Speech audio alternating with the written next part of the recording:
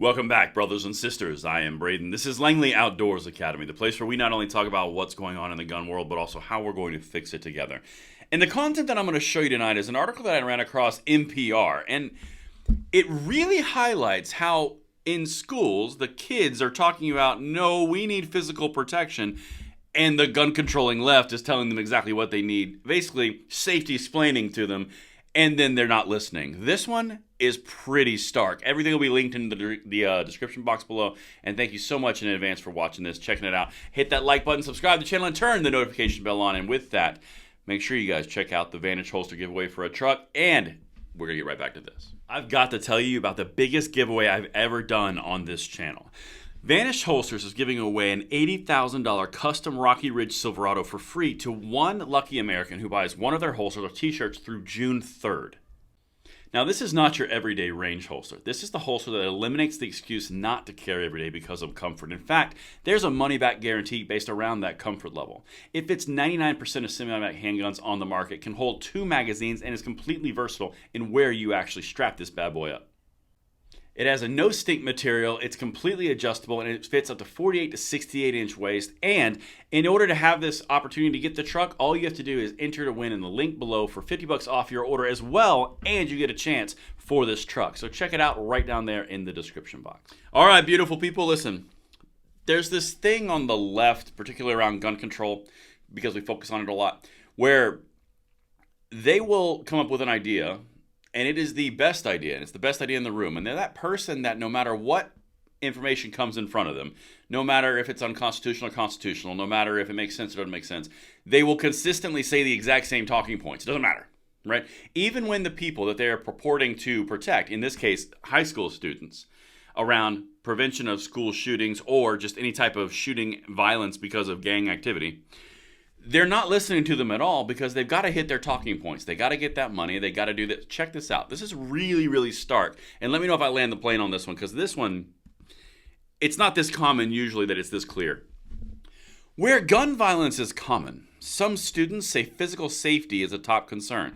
It is. Let's harden these bad boys. We have a problem. Let's apply an immediate solution. Really not that difficult. But the left doesn't want to do that because they got to keep the issue around gun control needs, right?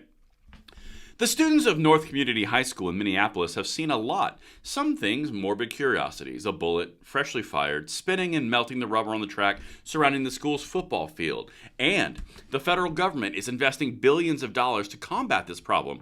But on the north side of Minneapolis, some students living under the threat of gun violence say there's a disconnect between what the government is offering and what they say they need. Right there. The students are openly saying, we hear you, we see what you're saying, that's not what we need, here's what we need, and the gun controllers are going, sit down and shut up, well, we know what you need. That's exactly what's happening. You need more gun control. You need more funding. We just need a police officer. Yeah, no, we just need, shh, kids. After all, it's for the children. I mean, genuinely, that's what we're talking about here. Because they don't listen to anything beyond what the actual problem is. They don't listen to the people who are being impacted. They only have to go with their big high dollar spend around gun control. Check this out. In response to the issue we just introduced, the Biden administration, gotta get this out of the way. The Biden administration is awarding $1 billion across the next several years as part of the Bipartisan Safer Communities Act. That money aims to increase the number of mental health professionals in schools. As part of the same legislation, the administration distributed about another $1 billion in grants to create what it calls safer and healthier learning environments, employing a wide range of strategies. Listen to these sounding familiar. Including anti-bullying and violence prevention programs, staff training, and metal detectors. Wait a minute, I thought metal detectors made something feel like prison. Anyway, I digress. Let's continue. Now, this is where it starts to go off the rails hard for if you're a gun controller and the kids are just being like, what are you doing? Okay, this is an 18-year-old college student that says this. In 2020, George Floyd was murdered by a police officer in the same city. Shortly after, the school district ended its contract with the city's police and pulled school resource officers from its buildings. Quote, so now the police is out of our schools, says Brown, a senior whose best friend was killed. Quote, we needed that police officer at our school and they took it out. They're telling you exactly what they need. It just so happens to align with what the people on the gun right side of the aisle have said, but you don't want to do that on the gun control side, the big government side, because there's money in the funding for the programs. And there's billions of dollars being thrown around. And after all, it's about the safety, but it's not about the safety, but it's about the safety. The kids are literally saying, you had police officers in here, and then you got rid of the police officer, and now there's a problem. Why is this difficult?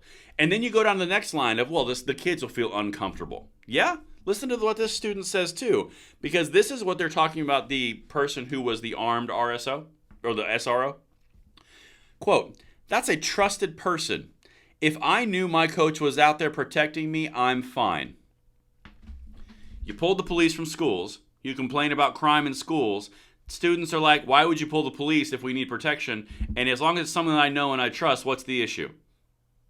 Government official. No. Look, the $1 billion in anti-violence and bullying. Do you see how stupid this is?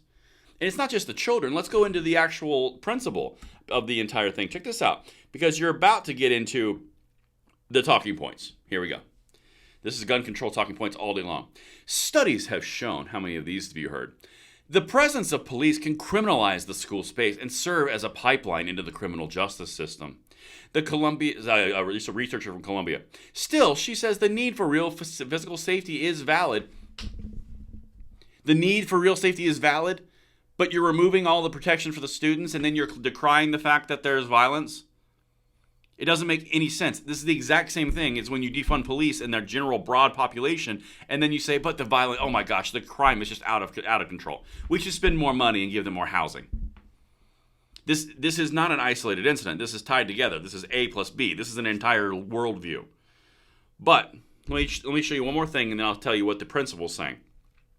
We can't necessarily employ a cookie-cutter approach to gun violence prevention. There are 51 million children in our school system right now, so there's a lot of nuance we have to contend with. You guys notice that whenever they're in trouble on a point, they say, well, it's nuanced. Kathy Hochul, well, there's a lot of discernment. It's a nuanced, difficult situation. You ever notice that? Yeah, the nuance is you're not doing it right. It's nothing beyond that. There's not nuance. Your ideas are just crap. But anyway, here's what the principal is saying. Again, this is where it really conflicts. You're going to see the gun controlling point of view, and you're going to see the principal talk right behind it. Check it.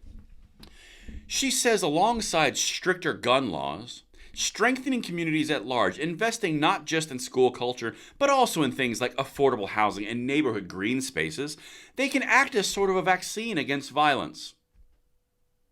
Yeah. Now, let's talk to the principal. Frisselman wants to see that investment, and though she welcomes the funds, she isn't sure the latest federal grants will get at the root problems that can lead to gun violence. Because you cannot pay your way out of this.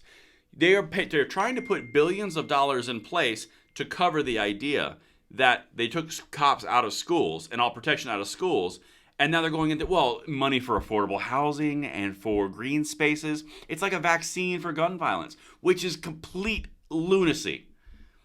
But you have to be loyal to the mission. You cannot veer off from the control mission, because then you might have to say your ideas are kind of crap. And that's what I've got for you guys. Let me know what you think in the comments below, and I'll see you on the next one. I'm Braden. See you later.